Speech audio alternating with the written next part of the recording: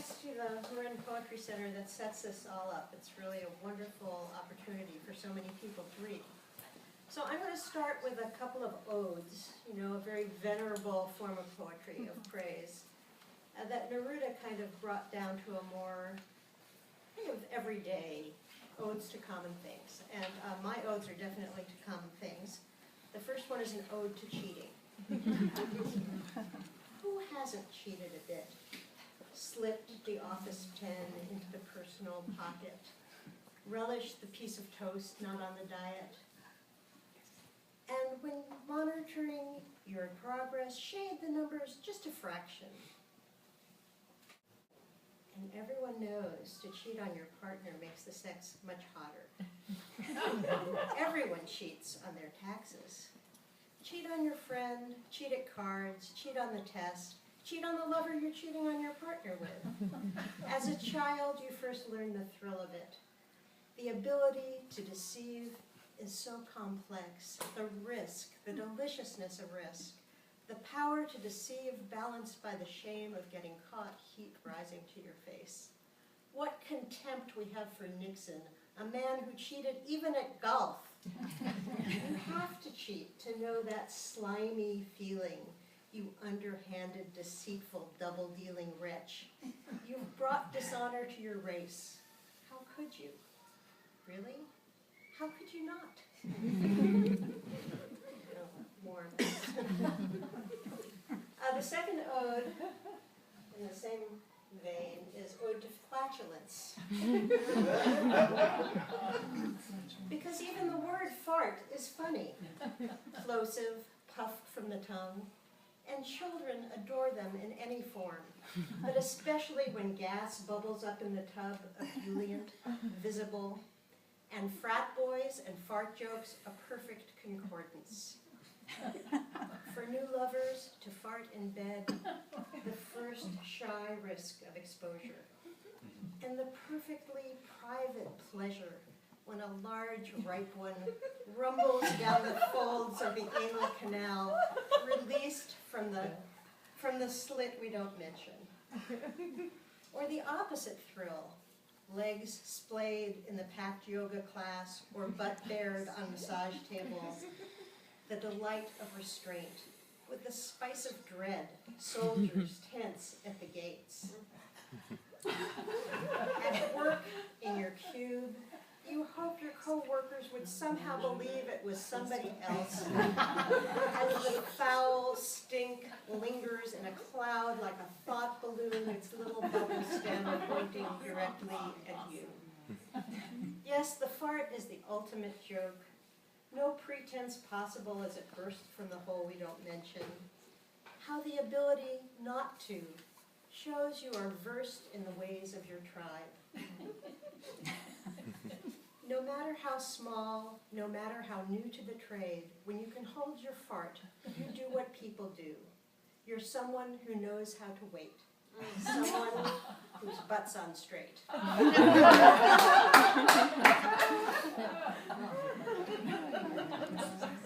going to shift tone a little bit here. I find that the hardest poems to write are love poems, and especially when you've been married to somebody for a really long time, because love gets pretty complex. And I have a couple of poems I want to recite that I think of as sort of a suite of love poems of the long married. And the first one is two steps, starting with the grapefruit. His rape and pillage to my delicate evisceration, his silence to my effusion, his eye roll to my let's talk, my HBO to his ESPN, my tarot to his spreadsheet, my flash of lace to his flap of cotton, his torque to my rack and pinion, hip pad to hip bone, skin against skin, sweat mingled and laundered and tumbled dry. And this one's called Married Love. Words first, small words completing the day, something specific and kind. Thanks for taking my hair out of the bathtub, would do. Small words to bring our bodies closer, feet and fingers casually intermingle, thumb pad to thumbnail, toe to instep. Not heat yet, but courteous companionship that slowly generates heat, till you perhaps or I slip off the day. A stirring might call to me, or you might feel compelled to explore me like a field of wildflowers only identifiable by taste. The exploration slow and languorous as a summer afternoon with no place particular to go. Then, as afternoon dissolves to twilight, the trusted dynamos engage, engines deep in the body, demanding touch and more touch, oil and heat, disrupting the flower-strewn meadow, blasting the summer afternoon, throwing up roadbeds and bridges, spanning chasms, forging and smelting, recreating the entire industrial revolution, clanging westward, smoking and ruthless and out of control. And the last one in this series is called The Ways I See You. A little different. The ways I see you. The flash of the hook as I rise to the bait. How your eyebrows give the joke away. In your baseball cap and championship t-shirt. The mean set your mouth can take. On the treadmill at the gym, talking to yourself. Full black beard pounding abalone. Gray stubble, no particular place to go. In a suit with a mic at our daughter's wedding. Your shoulder under a dolly, under something heavy. On I-5, on 880, talking, missing the exit. Your hands on over the sink, on the keyboard, with hammer or X-Acto or pen.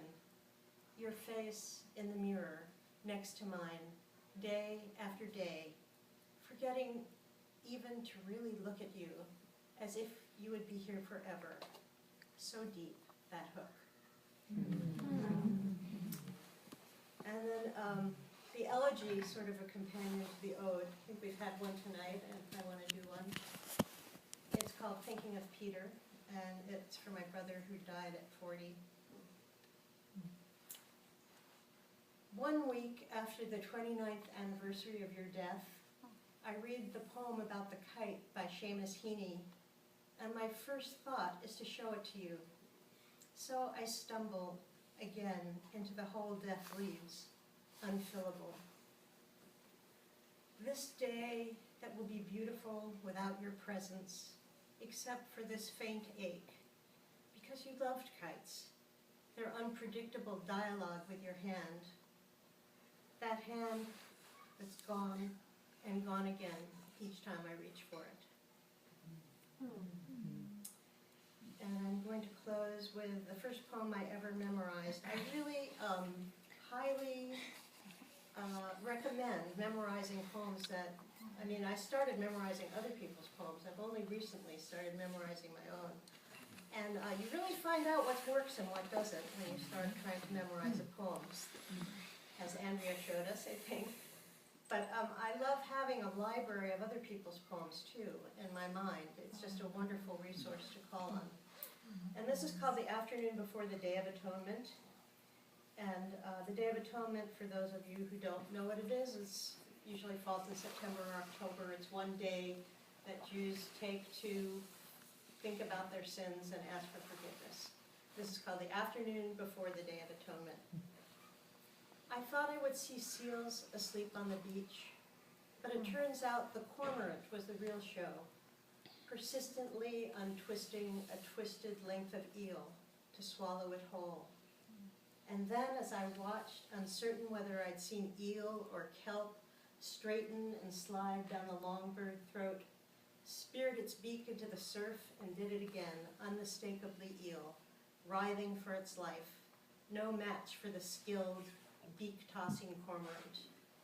And the whole time and afterward, waves rake the shore, and I wonder how to ask forgiveness for being myself, ruthless like the cormorant, frantic like the eel, thoughtless like both. though I am designed to think, a mindful tool whose eyes behold the ocean to sense the curve and crash of the infinite. I take off my shoes and run along the shore, bordered between two worlds that is never fixed.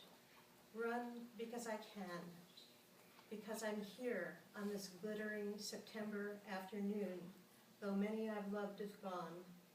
Run because my heart pumps the salt sea of my blood through its intricate networks. And I'm here, legs pumping, mind pumping, heart wrestling with this slippery existence. Thank you.